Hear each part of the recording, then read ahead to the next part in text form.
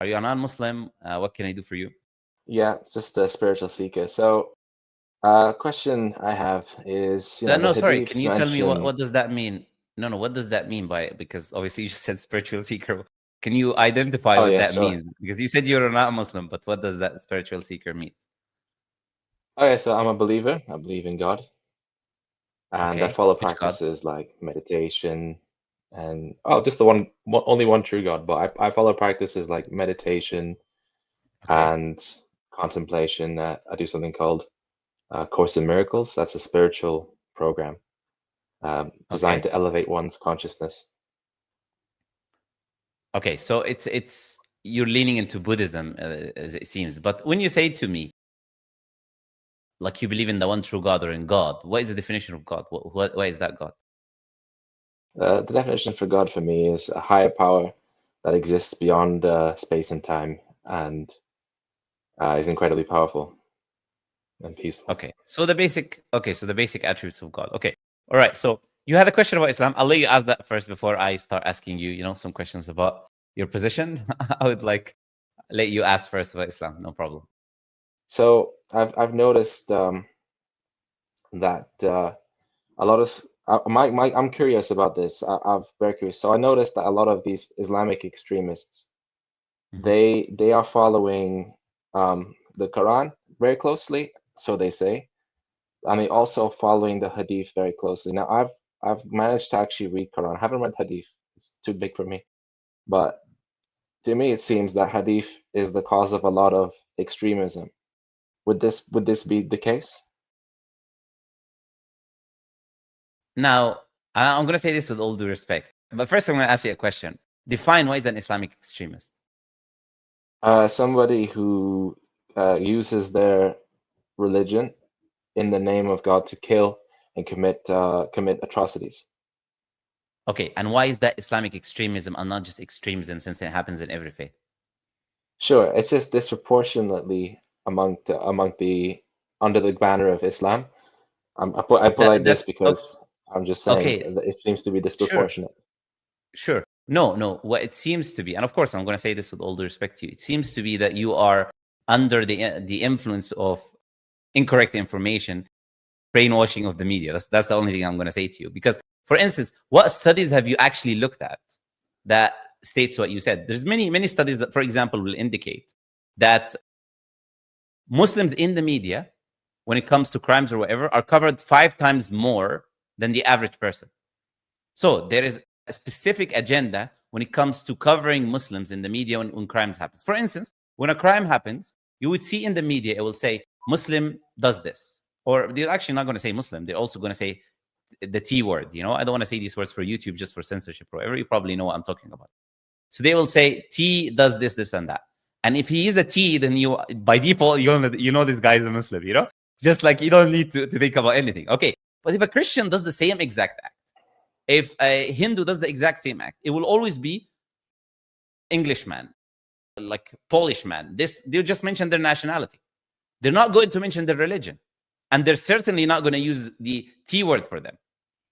Why do they only use it with Muslims, where there's 2 billion people in the world, like a quarter of the planet, and very soon a third of the planet is Muslims? One from every 3 people, if you understand what that number means. It's a huge, massive number of people. So, of course, there will be crazy people or evil people, or people who don't follow, or people who do, or mentally ill people, or all of these people will exist, and they will cause these issues and problems. And now, if every time anyone who's born in a Muslim family, has a Muslim name, or have any relationship to Islam, every time they do something, I, as a media, pick that event, use the T word, and highlight his religion, of course, I'm going to think there's a disproportionate amount of Muslims doing things which are wrong. But in reality, that is false and clearly false. Like Naveed Sheikh has this study, I believe in Nashville University, that looks at human death toll in human history. And it number 1 is atheism. Number 2 is Christianity. Islam is low on the list. And we are talking about human death toll when it comes to wars, when it comes to massacres, when it comes to that. Muslims had nothing to do with the First and Second World War. Muslims did not drop a bomb in Hiroshima, in Japan. Muslims were not Hitler, which you obviously know, who had like all this Nazi party and some of them having crosses on their belts or whatever. You had George Bush saying praise to Jesus after they dropped the nuclear bomb. Muslims were not the Crusades in Spain. I can go on and on and on. Muslims are not the Zionists today, massacring and murdering innocent babies day and night. The whole world is watching, with the backing of the Western states. So if anyone want to talk about disproportionate and this and that, let's talk about realities. You tell me as big of massacres, these huge massacres that Muslims have done. Give me one name of a huge massacre like this that was conducted by Muslims, like the First and Second World War, or the bombs in Hiroshima, or Mao in China, or Stalin, or all of these atheists and Christians throughout human history. You will not be able to do that, because the fact is Muslims have not done that throughout history. But what you see is very isolated incidents that happens in different communities and countries of people who already have a biased view against Muslims, and they want to push forward something very specific. My question is, the reason, okay, it's a fair point. There's obviously higher death toll with these atheistic ideas.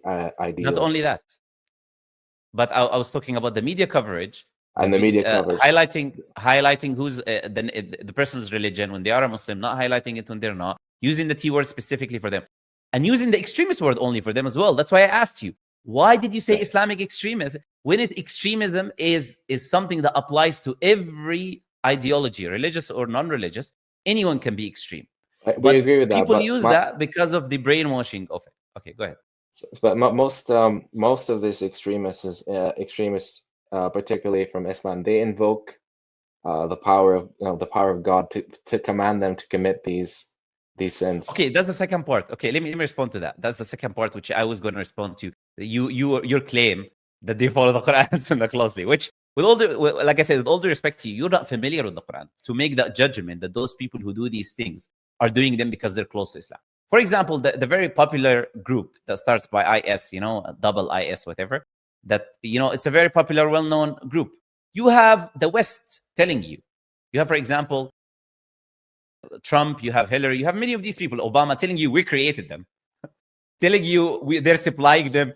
You have these governments saying we're supplying them with weapons so they can create discord within their own countries so you can easily go in.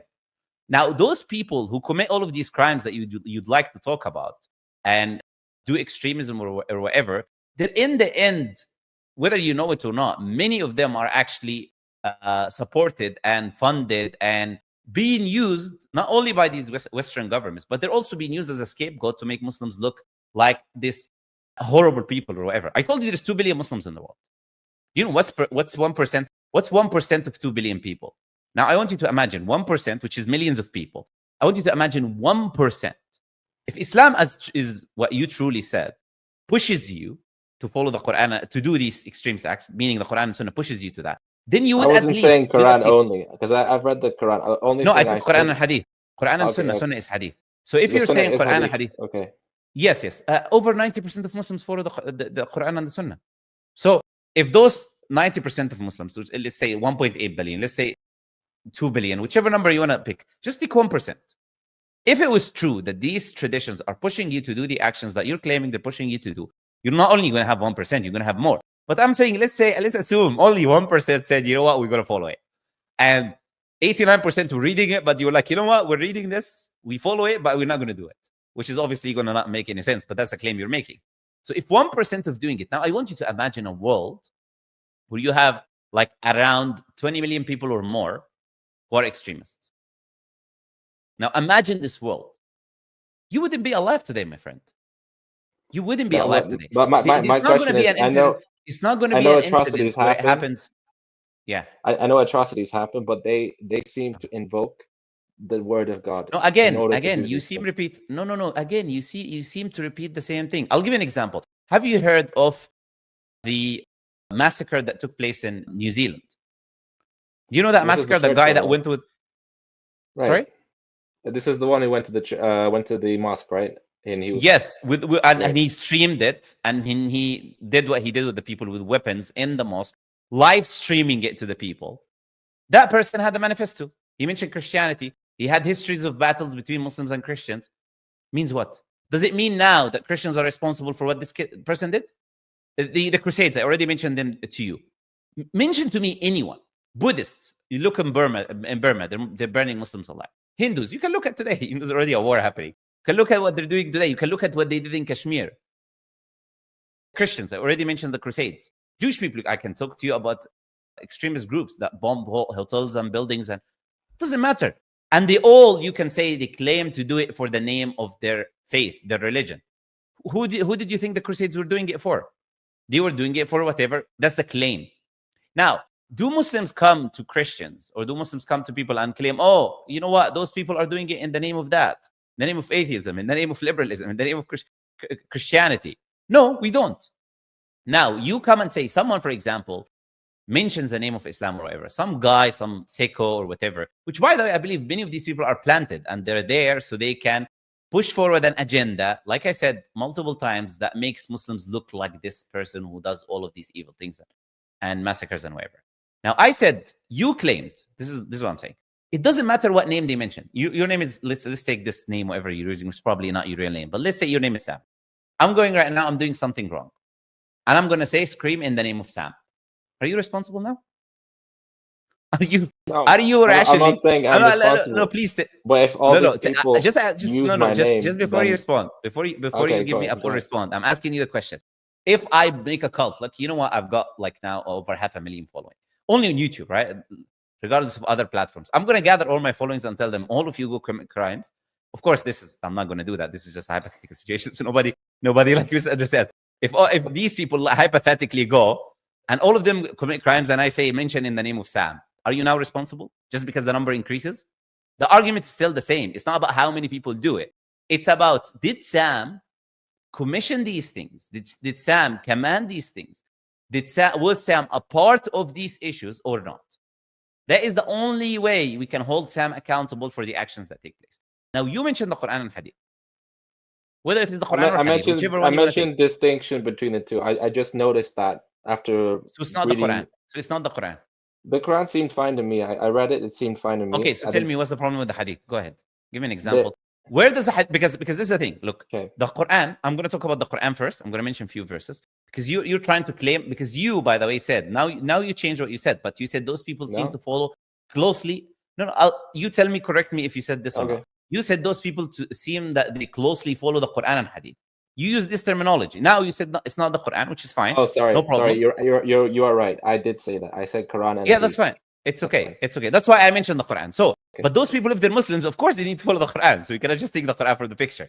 So if those people are Muslims and they follow the Quran, which is the same Prophet brought, that Quran mentions, Allah mentions explicitly in the Quran in chapter 5 that if you kill an innocent soul, it's as if you killed all of humanity. And if you save an innocent soul, that it's as if you saved all of humanity. Allah mentions in chapter 17 that if you cannot kill an innocent soul without right. Right? Actually, in a court. Just to reaffirm that verse you mentioned actually was referring to the children of Israel. No, that's wrong. No, that's wrong. I'll tell you why. Again, this is why you are making judgments when you don't have an Islamic background understanding our texts. You're asking me. It's literally in that verse. It says to the children of Israel. I know what the verse says. I know what the verse says word for word. Okay, من أجل ذلك كتبنا على بني إسرائيل أنه من قتل نفسا بغير نفس أو I can tell you the verse word for word. It's chapter 5 verse 32. I can read it to you, the verse before, the verse after. I memorize it. It's fine. I know what the verse says. But that's okay.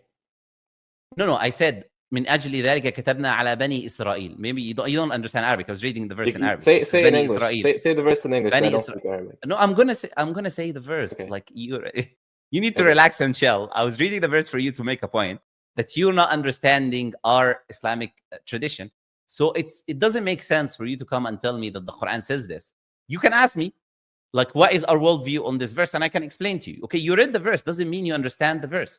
Allah says in the Quran in this verse. You just confirmed that Israel is in the verse. That's what I was saying. The verse says to the children. Of course, Israel mentions that the children of Israel are mentioned in the verse. But you are claiming that it's only about them, which is incorrect. Okay, so what's the verse in English? Because I don't speak Arabic. Sure. Allah Azza wa Jal, He mentions first, by the way, in the Quran chapter 5, He mentions the story of Adam and his two children. And where you have obviously Cain and Abel when one of them kills the other. And then Allah mentions the grievance of that crime. Why is Allah telling us the story as Muslims? He's telling us that killing is not allowed. So Allah is giving us the story first. And then Allah tells us because of this event that took place, or because of this grievance of this crime, we have written on the children of Israel that whoever kills a soul is as if he killed all of humanity, and whoever saves a soul It's as if he saves all of humanity. Now, in Islam, Allah tells us in the same Quran to follow the tradition of the previous prophets. Allah, after mentioning the prophets, he says, those are the ones that Allah have guided, so follow their guidance. Allah tells the Prophet ﷺ that we have commanded you to follow the path of Abraham. All of the prophets in Islam were Muslims. We have in Islam sources of legislation. One of them is called Shari'atu man kana qablana, the Sharia or the legislation of those who were before us. If it doesn't contradict our Sharia, we take it into account. So here, I easily answered what you said. The mentioning of the children of Israel is irrelevant because every Islamic scholar says that this verse is applicable to us. Yeah, you're right. Thank you for that correction. Now, no, that's fine. Quran, so onto the no, hadith. I mentioned there's other Quran people. and hadith. No, there's 1 second. There's 5,000 people watching, so I would like to clarify. No, so I would like to clarify other verses from the Quran. Then we can go into the hadith. Look, I'm not in a rush. We're here chilling. I'm not going anywhere. Right? I'm sitting with you. All right. So yeah, Allah Azza wa Jal mentions in the Quran. I already mentioned this verse. Allah mentioned in chapter 17 of the Quran. You cannot kill the soul that Allah has forbidden without right. Right means judge due processing of someone who killed you first or something like that. Without that, you're not allowed to kill any innocent soul. Explicit in the Quran. Allah says in the Quran, fight those who fight you and do not transgress. In chapter 2, verse 190. Explicit in the Quran. Allah Azza wa Jal says, those who transgress against you, transgress against them in the same way and do not over transgress. So you have to be just. Allah says in the Quran, if they incline to peace, then you need to incline to peace. Allah tells us in the Quran, Allah does not forbid you. In chapter 60, verse 8. Allah does not forbid you from those who don't fight you because of religion. And do not kick you out of your home from being righteous and just towards them. Allah loves those who are righteous and just. The next verse says, Allah only forbids you from those who fight you because of religion, kick you out of your homes. Now, moving into hadith. Now, I'm going to mention a few narrations and then you can go ahead and tell me, you know, where is these issues in hadith? Because I know there is no issues in hadith. Prophet ﷺ told us, whenever the Prophet ﷺ, and now I'm going to talk in war, whenever the Prophet ﷺ appointed someone as an army leader in war, and his caliphates after him did the same thing, he commanded them explicitly. The Prophet said, do not kill a woman. In war, now we're talking. We're not talking about in normal life. Okay, we're even talking in a war in the battlefield. The Prophet says, do not kill a woman. Do not kill a child. Do not kill a monk, a priest, an old person, workers in buildings. Do not destroy crops. Do not burn them. Do not mutilate bodies. These are the Islamic commands for war. Is that when you fight against another male combatant. Not that you go and harm any of those people. And we're saying in war, let alone in normal day-to-day life. So now you tell me, where is these problems that you find in hadith that you're saying those people are using to justify what they're doing? Go ahead. By the way, and keep in mind that they have all of these verses and traditions. So what are they going to do now? If they're following the Quran and hadith, how can they ignore it? And I only mentioned a little bit. If you want me to mention more, I can go on and on, give you more verses and more narrations. Now, how can they ignore all of that if they're following truly the Quran and hadith as you claim? So where is it in hadith are they following, as you say, to do these things that you're claiming they're doing it because they're following the hadith or the Quran? Yeah, no, so I haven't read hadith myself, so I was wondering, because from Wahhabis, for example, they follow closely hadith and Quran. So I'm wondering, and having looked at one or two statements from hadith, some of them just seem ridiculous. If I'm being honest, no disrespect. Quran or hadith? Which ones? Which one? No, Quran was fine. I thought Quran was actually a really good book. Okay, hadith some of it just seemed really ridiculous. So I was wondering, because Wahhabis follow closely the hadith and then obviously plus Quran, I was wondering, so is that what the cause is? Okay, can you define to me what a Wahhabi is? What is a Wahhabi? So I was told that Salafi or Wahhabi is somebody who follows closely. Okay, now there's a different terms. Which one is it? This is what I mean. I thought Wahhabi and Salafi were the same. If they're not, then please. Okay, but you told me they're not the same. But you told me that you were told. Who told you? No, this was me gathering information on different sort of sects within Islam, and Wahhabis take word for word the hadith and Quran, and they use. Who are the Wahhabis? So who are the Wahhabis? Wahhabi is a sect that follows hadith word for word. Can you tell me about them? Who are they? Where did they start? When did they start? What are their principles? Like if it's a sect, it has principles. It has a person they follow, a historical narrative. Do you know any of these things? Sure. It started off in Saudi Arabia, and it was married within the Saud family to spread their version of Islam uh, a couple of hundred years ago. That's my understanding of it.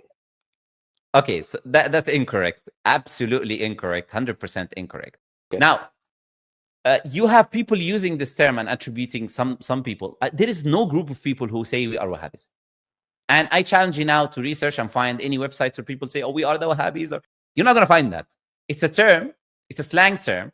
It's a term that is used just like the term you use, the brainwashing term you use, extremist, Muslim extremist. It's the same term, but it's just thrown at certain people. There was a person who was called Muhammad ibn Abdul Wahhab. He existed like 200 years ago or something like that. People can choose whether to follow him or not to follow him. He had books that he's written that talks about the Quran or talks about the Hadith and talks about other things. He had certain views. He was a human being that lived in Islamic history. That's as simple as that. That is all the story is about. Now, there are people who follow him. There are people who teach his books. There are people who don't.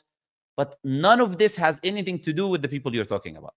Now, you said you're understanding that those Wahhabis are people who follow the Quran and Hadith closely.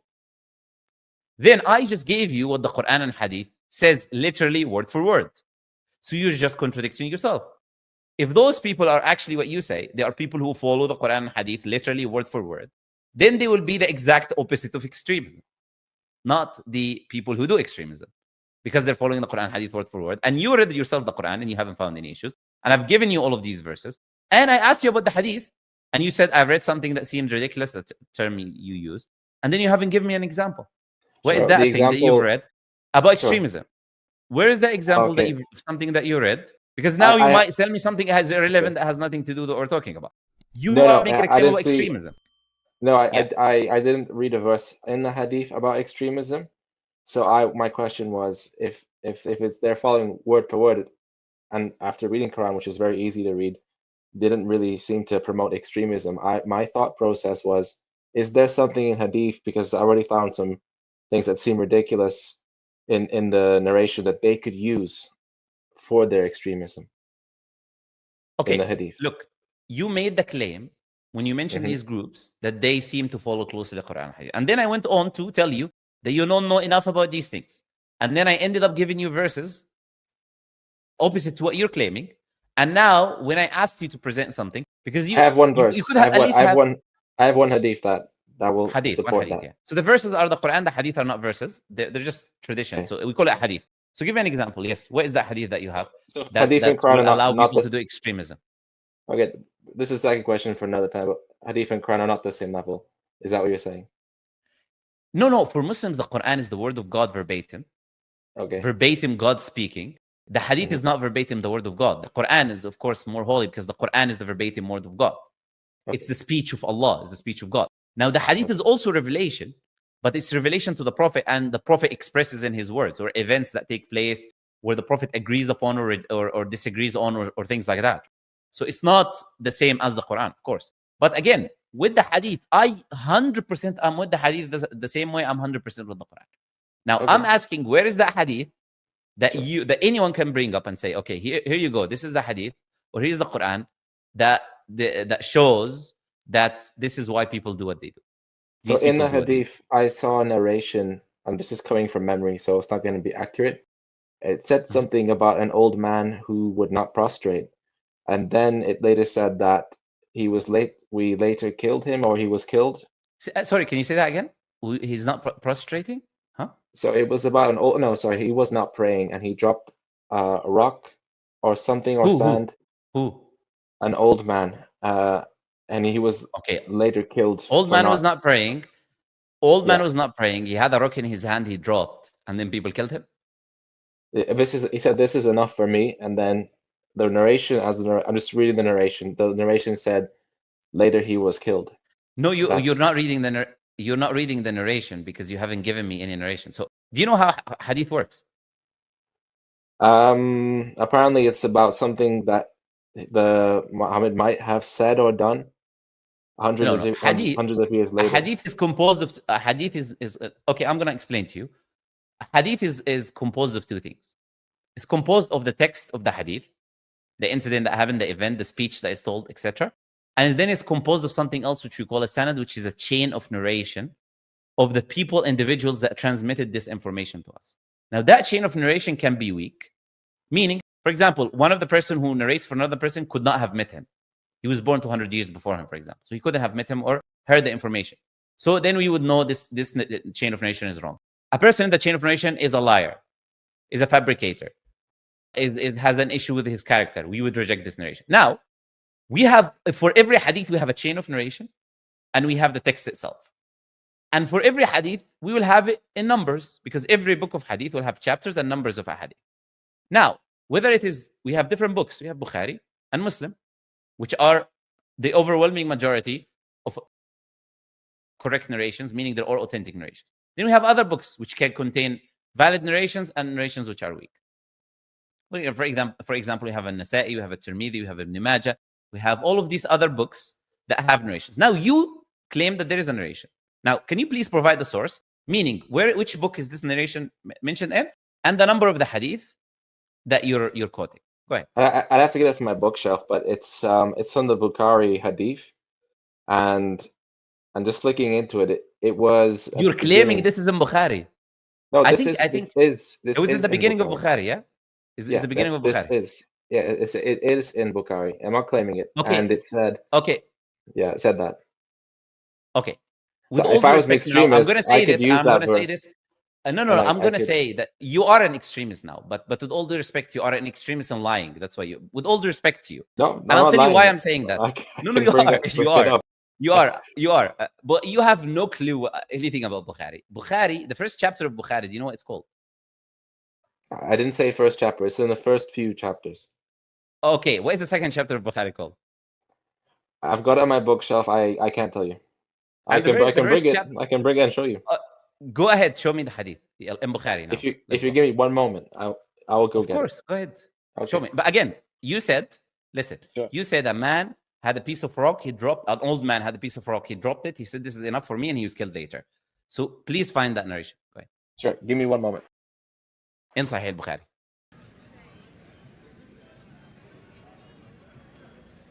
So yeah, I got it here. So this is it. Before you do, sure. Before you do, here the chapters of Sahih Bukhari are first. The first chapter is about Wahy, Kitab al-Wahy, revelation. Second chapter is about Iman, faith. The third is about wudu, ablution that you do before the prayer. Ghusl is also about washing the body. Then Haid, which is menstruation. Then Kitab al-Tayammum, which is something that you do also in case you don't have water for you to pray. And then the book of Mawaqit al-Salah. And then the one of Adhan, the call of prayer. These are the first few books of Bukhari. So would you claim it was in the beginning of the book? Now, I would like you to show me now, where is it in Sahih Bukhari? Please give me the number and the chain of narration for this narration that you just quoted. Go ahead. Sure. Give me a moment. It's a very big book, so just give me a second. Shouldn't be hard to find. Probably in the beginning somewhere, as you said. Yeah, that's my logic. Yeah. Okay, so this was in 18 prostration during recital of Quran. 18. What are you, sorry, I don't understand what you're saying. Sorry, I don't know the structure. It's 457. 457. Okay, you got that? So what? Hadith number 457? That's right, yeah. So I was saying I could use this verse now that I am. No. Go ahead and read it. No. Go ahead. No. So okay, sure. Go ahead and read the narration, but not only narration, read the chain of narration. So not only the hadith itself, but the chain of narration as well. I don't know what that means. Chain of narration. That means if you're holding Sahih Bukhari in your hand, it's not just going to tell you the Prophet said. It's going to say it's been reported to us by this person. He told us that this person. He told us that this person. He told us that this person. And then he mentioned narration. I got you. Okay, so please do that. Narrated Abdullah bin Mas'ud. The Prophet recited Surah Najm 103. Okay, so there is no chain of narration. But it's here in the book, so it only says. No, I'm telling you, it only says narrated Abdullah bin Mas'ud is what you're telling me. Okay. Can I read the rest of the verse? Okay, go ahead. Yes. Sure. And so recited Surah. No. Okay, now I know what this narration is about. Can I say it for the viewers? But So that they read it, also... yes. Yeah. Read it, yes. Read it, Sure. read it. So the Prophet recited Surah Najm at 103 at Mecca. But this is going to be really funny, but go ahead. While reciting it, and those who were with him did the same, except an old man who took a handful of small stones or earth and lifted it to his forehead and said, "This is sufficient for me." Later on, I saw him killed as an unbeliever. Sure. Saw him killed as an unbeliever. Does it say we went and killed him as an unbeliever? No, but why would he see him killed? Your argument was sorry. Your argument was you're going to use this narration for extremism. Does this narration command or anywhere says that you should go kill, number one, or that the people who are saying the narration themselves went and killed anyone? So if that's the case, why does it say non-believer? No. I'm going to explain to you the narration. But first, respond to the question and be sincere. Sure. Does the narration, because you're claiming it's going to be used, it has to have one of two things. Either it commands you to go and murder an unbeliever, or it mentions that the people did it. So then you'll say, oh, it's a justification. They did it, so I'm going to do it. Now, does the narration do either of these two things? Let's start with answering this question first. So that was your question again, sorry? My question was, does the narration say, command you to go and do it, go murder anyone or whatever? Or does it even say that the people, they went and they killed the person? Does it say any of these two things? It doesn't say explicitly that, but it implies because he's non-believer. No, not explicitly or implicitly. No. That's what you're claiming. Okay, show me which part of the narration says, because he was a disbeliever, he was killed. Go ahead. It doesn't say because he was a disbeliever, but they saw him killed as a non-believer. That's what you said the narration implies. So show me, where does the narration imply or say or hint that because he was a disbeliever, he was killed? So if he was just killed for another reason, it should have just said he was killed, right? Why would they have to say he was killed for another reason? But no, it's not should or shouldn't. It's not, the hadith is not based on what you prefer or not prefer.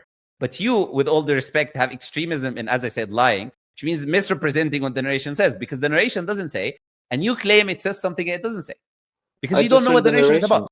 Look, the narration said he was killed. As a non-believer. Sure. He didn't say he was killed. It just said as a non-believer. This is what I'm sure. Why he then I'm was not saying seen, I'm the person extreme. who narrates. No. All the narration says is the person who narrates later saw that person was killed as an unbeliever. When it says killed as an unbeliever, meaning he didn't accept Islam and became a believer. No, he remained as an unbeliever and was killed. And when he died, he was an unbeliever. That's all the reporter is telling you. He's not telling you we killed him. He's not telling you to go and kill anyone. It's you misrepresenting what the text says. And this is the problem. This is when people... No. Allow me to finish. Okay, go ahead. Allow me to finish. The problem, this is the problem when we have people, with all due respect to you, who are educated and they go to Islamic sources, they read an Islamic source, they don't understand how to navigate this text. In Bukhari, what he does, for example, he will mention multiple narrations about one incident. So if you go to the narration before, the narration after, you'll see here it's talking about prostration, or the verses of Surah An-Najm specifically, or this incidents to do with the prostration in Surah An-Najm, or the chapter is going to be talking about prostration. So that Bukhari collects separate narrations about one specific topic.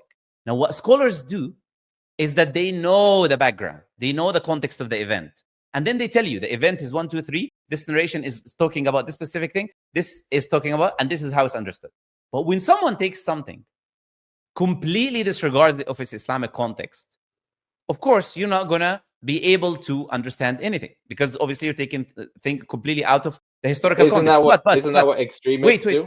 Please. No, it's not, because even an extremist is not going to be able to use this verse, because this hadith does not command you to murder anyone, and this hadith does not tell you you can do it or you're justified or has anything to do with that. It's just your clear misrepresentation of the narration. And that extremist is, if, as you claim, if he follows the Quran and hadith closely, then he would read the other narrations about the topic. He would read the narrations about not killing anyone unjustly.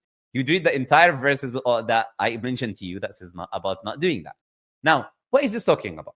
Now, let me answer this hilariously ridiculous point with all the respect that you brought.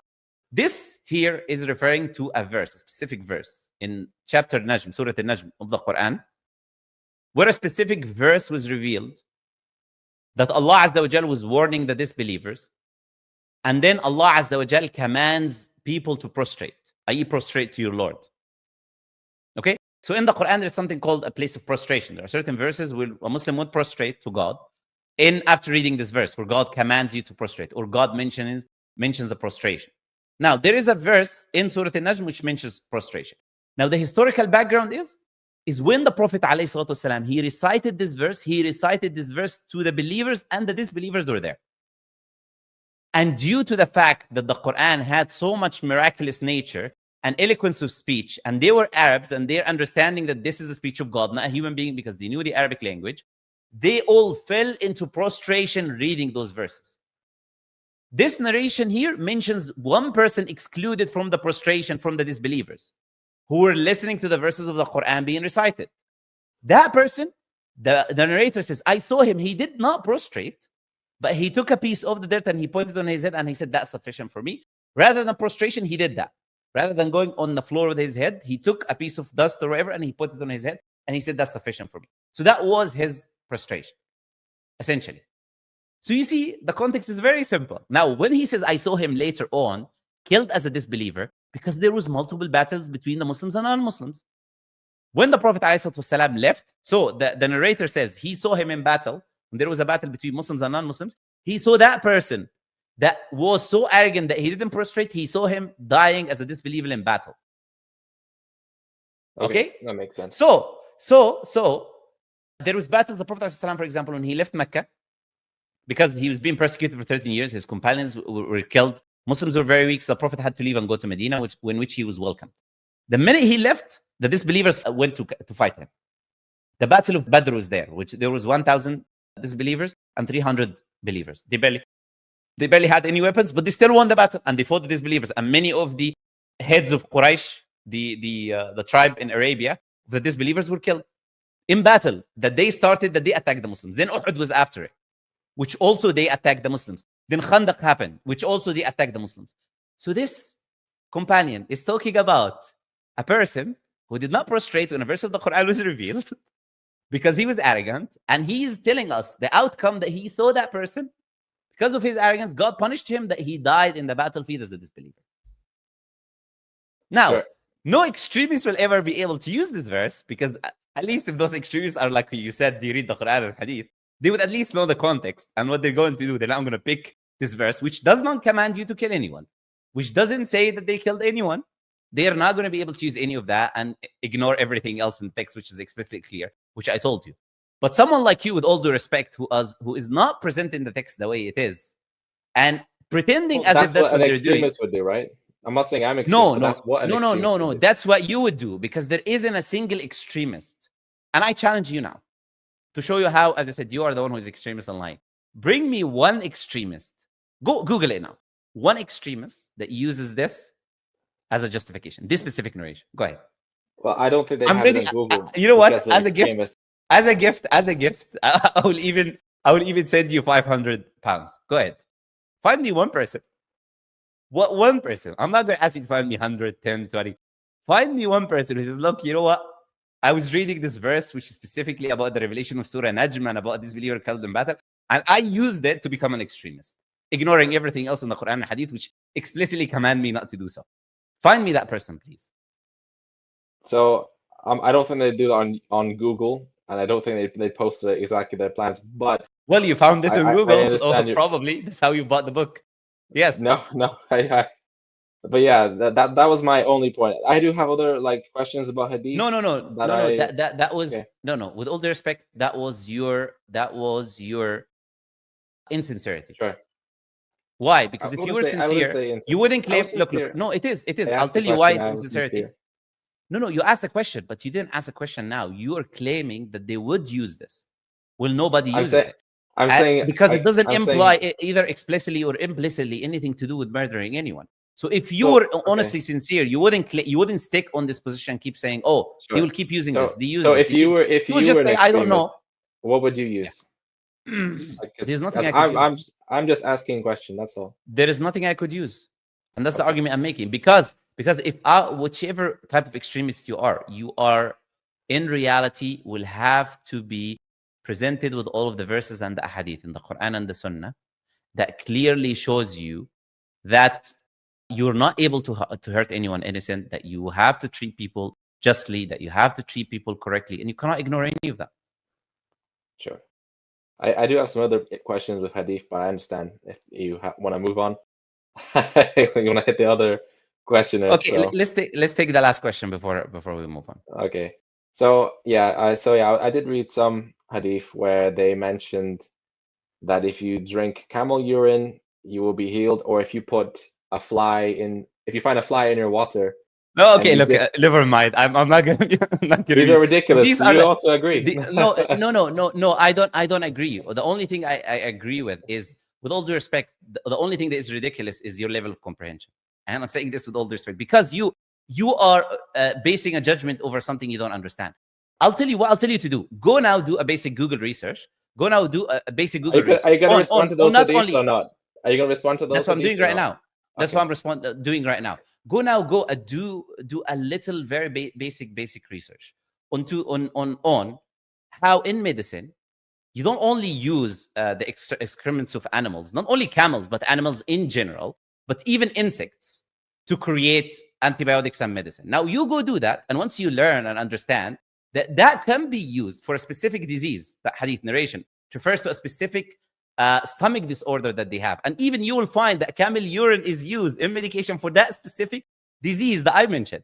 So now you will understand the only thing ridiculous is, as I said, with all due respect, the level of comprehension that you have towards this tradition. Before you base a judgment, you could ask a question and understand. Now, the same thing would be with any other narration that you'd bring. But I would rather talk about foundational things, because now what you're doing right now is you're clutching to straws, things which you don't understand, with all due respect, and they're not the foundation of the religion. Like a narration about a group of people who the Prophet prescribed them to do a specific thing, which was medicine for them. How does that got anything to do with the foundations of Islam or the religion or extremism or any of the things that you brought forward? It's in the hadith. In reality, all it did is it did register in your mind. Your level of comprehension did not fully understand it, and the result is that you made a judgment over, like, this only book that you have in your hand have over 6,000 hadith. You made a conclusion over everything else, and that's why I said a person who's not a person of knowledge cannot pick Bukhari and Muslim and these books and read them, because you collect these narrations, and through collecting these narrations, you understand the wider context, like I showed you Surah An-Najm, and you understand in reality why is this being said. But a person who doesn't want to learn, doesn't ask a question, he makes a judgment. He says this is ridiculous, and extremists will use this narration about the camels. That's why I'm here, right? And murder people. Anyways, no, but look, there is a person who asks a question, and there is a person who speaks as if he knows what he's saying. I don't know what I'm saying. That's why I'm here. No, you said, oh, they will use this verse. They use these verses. They would do if they were extremists. I said they and could. if they were extremists. And no, you said they use these verses if they're extremists. That's what extremists would use. I said they could. That's what the extremists use. would use. I didn't say they. I don't know what an extremist is. And that's what I'm saying. saying. They don't use it. You're just creating something out of I don't know if they do or do not. I don't know any. Anyways, okay. I'll let the people be the final judge over whether you actually were coming to learn, or you held positions and you believe that you know what you're talking about. And then when you were called out on the things that you mentioned, you realized that they are not what you were saying they are. Anyways, Sam, I have to move on to Thank you very much. person. Thank you. No problem. All right. Bye-bye. See you.